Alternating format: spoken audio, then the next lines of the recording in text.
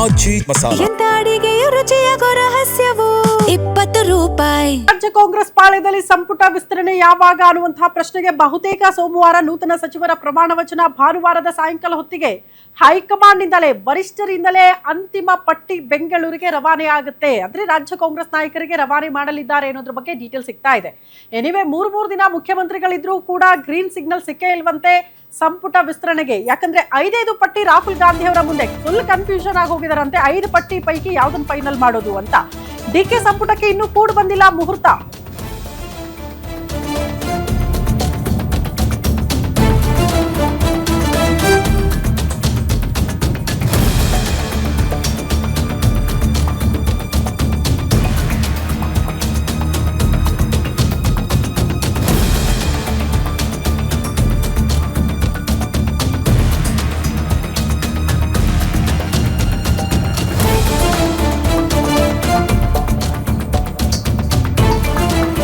DK ಸಂಪುಟಕ್ಕೆ ಇನ್ನೂ ಕೂಡ ಬಂದಿಲ್ಲ ಮುಹೂರ್ತ. ನಿನ್ನೆಯೂ ರಾಹುಲ್ ಗಾಂಧಿ ಗ್ರೀನ್ ಸಿಗ್ನಲ್ ಕೊಡ್ಲಿಲ್ಲ. ಯಾಕಿಷ್ಟು ತಡ ಆಗ್ತಾ ಇದೆ ಅಂತ. ರಾಹುಲ್ ಮುಂದೆ ಇಟ್ಟ ಪಟ್ಟಿಯಲ್ಲಿ ಯಾರ್ಯಾರ ಹೆಸರಿತ್ತು? ಹಾಗಾದ್ರೆ ಸಿದ್ದರಾಮಯ್ಯ ಲಿಸ್ಟ್ ಅಲ್ಲಿ ಇರೋರು ಯಾರು? ಡಿಕೆ ಶಿವಕುಮಾರ್ ಪಟ್ಟಿಯಲ್ಲಿ ಯಾರಿಗೆ ಮಣೆ ಹಾಕಲಾಗಿದೆ? ಸಂಪುಟಕ್ಕೆ ಹೈಕಮಾಂಡ್ ಅಂತಿಮ ಮುದ್ರೆ ಯಾವಾಗ ಅನ್ನೋದೇ ಪ್ರಶ್ನೆ. ಬಟ್ ಭಾನುವಾರ ಸಾಯಂಕಾಲದ ಹೊತ್ತಿಗಾದ್ರೂ ಕೂಡ ಯಾಕಿಷ್ಟು ಡಿಲೇ ಅಂತ. ಬರಿಗೆಯಲ್ಲಿ ವಾಪಸ್ ಬರ್ತಾರಾ ಮುಖ್ಯಮಂತ್ರಿ ಮತ್ತು ಮಾಜಿ ಮುಖ್ಯಮಂತ್ರಿ ಸಿದ್ದರಾಮಯ್ಯ? ಗ್ಯಾರಂಟಿ ನ್ಯೂಸ್ ನಲ್ಲಿ ಸಂಪುಟ ವಿಸ್ತರಣೆಯ ಕಂಪ್ಲೀಟ್ ಡೀಟೇಲ್ಸ್ ಅನ್ನ ನಿಮ್ಮ ಮುಂದೆ ಇಡ್ತಾ ಇದೀವಿ. ಹೈಕಮಾಂಡ್ ಜೊತೆ ಮುಖ್ಯಮಂತ್ರಿ ಮಾಜಿ ಮುಖ್ಯಮಂತ್ರಿ ಫೈನಲ್ ಟಾಕ್. ಆಪ್ತರಿಗೆ ಸಚಿವ ಸ್ಥಾನ ನೀಡಿ ಅಂತ ಸಿದ್ದರಾಮಯ್ಯನವರು ಒತ್ತಡ ಹಾಕಿದ್ರಂತೆ. ಹೈಕಮಾಂಡ್ ಮುಂದೆ ಆಪ್ತರ ಪರ ಸಿದ್ದರಾಮಯ್ಯನವರು ಬ್ಯಾಟಿಂಗ್ ಮಾಡಿದ್ದಾರೆ. 2ನೇ ಪಟ್ಟಿಯಲ್ಲಿ ಬೆಂಬಲಿಗರಿಗೆ ಅವಕಾಶ ಕೊಡೋದಕ್ಕೆ ಡಿಕೆ ಶಿವಕುಮಾರ್ ಅವರು ತಂತ್ರ ರೂಪಿಸಿದ್ದಾರೆ. ಪಕ್ಷದ ನಿಷ್ಠಾವಂತರಿಗೆ ಸಚಿವ ಸ್ಥಾನ ಕೊಡಿಸೋದಕ್ಕೆ ಹರಿಪ್ರಸಾದ್ ಕಸರತ್ತು ನಡೆಸುತ್ತಿದ್ದಾರೆ.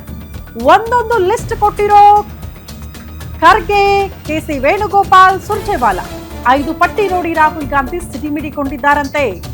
ಭಾನುವಾರದ ಒಳಗಡೆ ಗ್ರೀನ್ ಸಿಗ್ನಲ್ ಕೊಡ್ತೀವಿ ಅಂತ ರಾಹುಲ್ ಗಾಂಧಿ ಹೇಳಿ ಕಳಿಸಿದ್ದಾರೆ ರಾಜ್ಯ ಕಾಂಗ್ರೆಸ್ ನಾಯಕರಿಗೆ. ಭಾನುವಾರ ಫೈನಲ್ ಆದ್ರೆ ಸೋಮವಾರವೇ ಪ್ರಮಾಣ ವಚನ ಸ್ವೀಕಾರ ಸಮಾರಂಭ ನಡೆಯುತ್ತೆ. ಭಾನುವಾರ ಸಾಯಂಕಾಲಕ್ಕೆ ಪಟ್ಟಿ ರವಾನೆ ಆಗುವ ನಿರೀಕ್ಷೆಯಲ್ಲಿ ರಾಜ್ಯ ಕಾಂಗ್ರೆಸ್ ನಾಯಕರಿದ್ದಾರೆ. ಆಲ್ಮೋಸ್ಟ್ ಎಲ್ಲ ಫೈನಲ್ ಆಗಿದೆ ಅಂತ ಭಾವಿಸಲಾಗಿತ್ತು. ಬಟ್ ಸಪರೇಟ್ ಪಟ್ಟಿ ಎಲ್ಲ ಕೊಟ್ಟುಬಿಟ್ಟಿದ್ದಾರಂತೆ 5 ನಾಯಕರು.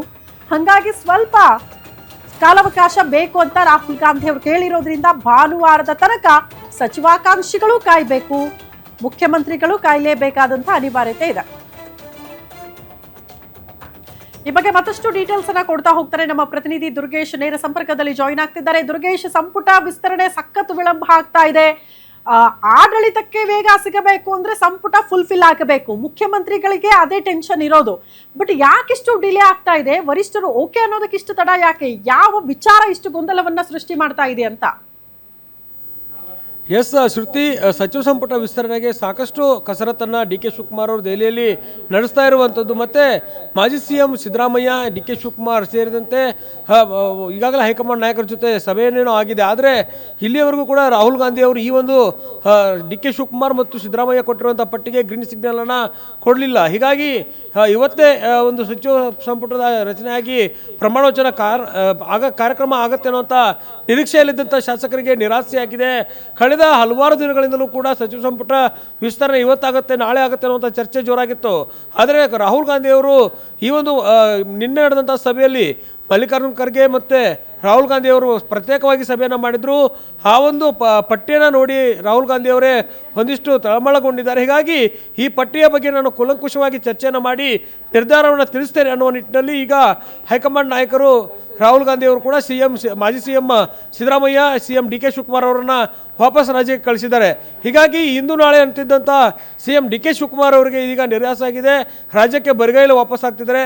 ನಾಳೆ ಏನಾದರೂ ಈ ಒಂದು ಪಟ್ಟಿಯ ಬಗ್ಗೆ ಚರ್ಚೆ ಆದರೆ ಅಥವಾ ಸೋಮವಾರ ಒಂದು ಪ್ರಮಾಣವಚನ ಕಾರ್ಯಕ್ರಮಕ್ಕೆ ಸಿದ್ಧರಾಗಿ ಅನ್ನುವಂಥ ಒಂದು ಸೂಚನೆ ಬಂದರೆ ಯಾರಿಗೆಲ್ಲ ಅವಕಾಶವನ್ನು ಮಾಡಿಕೊಡಲಾಗುತ್ತೆ ಅನ್ನುವಂಥದ್ದು ಇಲ್ಲಿ ಬಹಳ ಕುತೂಹಲ ಮೂಡಿಸ್ತಾ ಇದೆ. ಶಾಸಕರು ಕೂಡ ಬಹಳ ಆಸೆಯನ್ನು ಇಟ್ಕೊಂಡಿದ್ದಾರೆ. ಯಾರಿಗೆಲ್ಲ ಅವಕಾಶ ಸಿಗುತ್ತೆ, ಯಾರಿಗೆಲ್ಲ ಅವಕಾಶ ಸಿಗಲ್ಲ ಅನ್ನೋದನ್ನು ಕಾದಿಡಬೇಕಾಗತ್ತೆ. ಸೋಮವಾರ ಪ್ರಮಾಣವಚನ ನಡೆಯುವಂಥದ್ದು. ಶ್ರುತಿ, ಓಕೆ, ಧನ್ಯವಾದಗಳು ದುರ್ಗೇಶ್ ತಮ್ಮೆಲ್ಲ ಮಾಹಿತಿಗೆ.